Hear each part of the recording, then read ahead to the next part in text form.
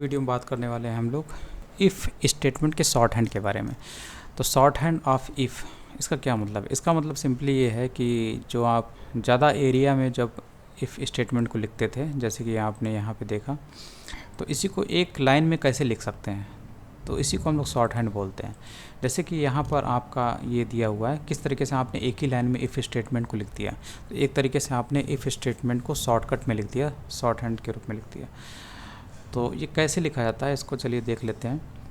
तो अगर आप यहाँ पे देखते हैं तो सबसे पहले आपको जो जैसे आप लिखते हैं इफ़ कीवर्ड लिखते हैं, उसके बाद पैरेंथेसिस में कंडीशन होती है, उसके बाद आप यहाँ पर बताते हैं कि अगर ये कंडीशन ट्रू है, ठीक, अगर ये कंडीशन ट्रू है तो ये वाली चीज़ रन कर जाती है।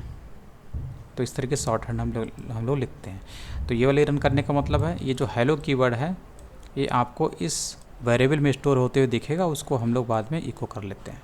तो ये है शॉर्ट हैंड तरीका इफ़ को लिखने का, ठीक है। अगर ये कंडीशन फॉल्स हो जाती है, सपोज हम लोग अगर यहाँ पर इसको 15 कर दें, तो ए में कितना हुआ 15 हुआ, और यहाँ पर ए की कंपेयर हो रही है 10 से, तो ये तो फॉल्स हो जाएगा क्योंकि 15 10 से तो छोटा होता नहीं, तो ये फॉल्स हो गया। तो अब ये एग्जीक्यूट नहीं करेगा, ये एग्जीक्यूट नहीं करेगा तो बी में तो कुछ आएगा नहीं, तो आपको यहाँ पर कुछ भी नहीं दिखाई देगा। तो इस तरीके से ये इफ़ को शॉर्ट हैंड में लिखने का तरीका है। उसी तरीके से अगर हम लोग इफ एल्स की बात करेंगे तो इसको शॉर्टकट में कैसे लिखते हैं, तो शॉर्टकट में इसको इस तरीके से लिखते हैं। इसमें क्या होता है, इसमें आप इफ़ कीवर्ड भी नहीं लिखते हैं। अब यही चीज़ इंपॉर्टेंट है, यहाँ पर आपने इफ़ कीवर्ड लिखा था, लेकिन इसमें आप देख रहे होंगे इसमें आपको इफ़ कीवर्ड भी लिखने की ज़रूरत नहीं पड़ी, ठीक है।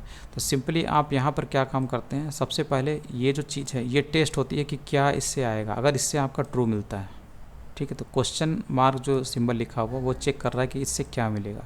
तो अगर इससे आपको ट्रू मिलता है, उसके बाद क्वेश्चन मार्क, तो ये चीज़ रन करती है, ठीक है। कॉलन के बाद जो दूसरी चीज़ है वो रन नहीं करती है।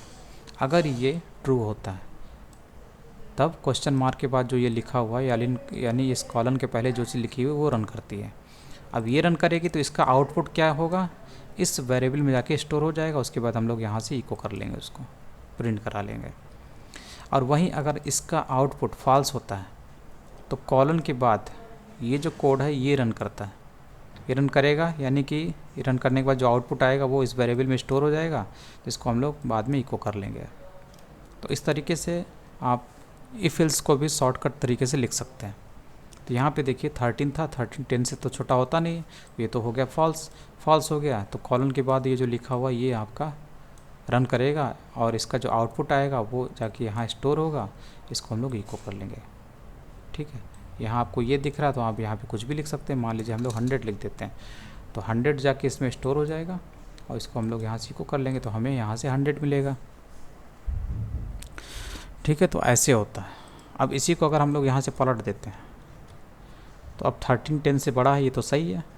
तो क्वेश्चन मार्क के बाद ये जो लिखा हुआ है, यानी कॉलन से जो पहले लिखा हुआ है ये रन करेगा, क्योंकि ट्रू होने पर जो कॉलन से पहले होता है यानी क्वेश्चन मार्क के बाद होता है ये रन कर जाता है, ये जाके इसमें स्टोर होगा। यहाँ से हम लोग इको कर लेंगे, अब आपको यहाँ से हेलो दिखाई देगा, ठीक है। तो ये शॉर्टकट तरीका होता है इफ एल्स को लिखने का, और इसी को हम लोग टर्नरी ऑपरेटर्स भी बोलते हैं या कंडीशनल एक्सप्रेशन भी बोलते हैं। इसी तरीके को यहाँ पर आपको इफ़ कीवर्ड लिखने की ज़रूरत नहीं पड़ती।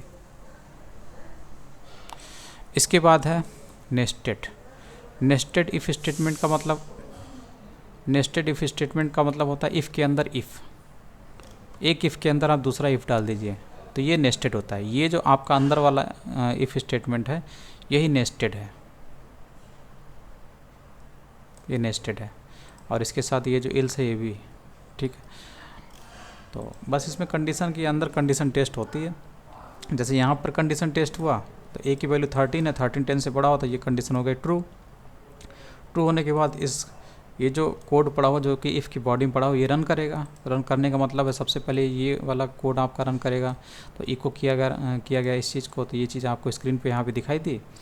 और उसके बाद यहाँ पे कंडीशन टेस्ट होती है, फिर से इफ़ ब्लॉक मिला जो कि नेस्टेड ब्लॉक है, नेस्टेड इफ़ ब्लॉक है, तो यहाँ पे कंडीशन टेस्ट होती है। तो 13 इज़ ग्रेटर देन 20 ये हो जाएगा फॉल्स, तो ये जो इफ़ वाला ब्लॉक है ये तो चलेगा नहीं, तो कौन सा चलेगा, इल्स में जो पड़ा हुआ कोड है ये चलेगा। इसीलिए ये चीज़ आपको यहाँ पर स्क्रीन पे दिख रही है इसके बाद।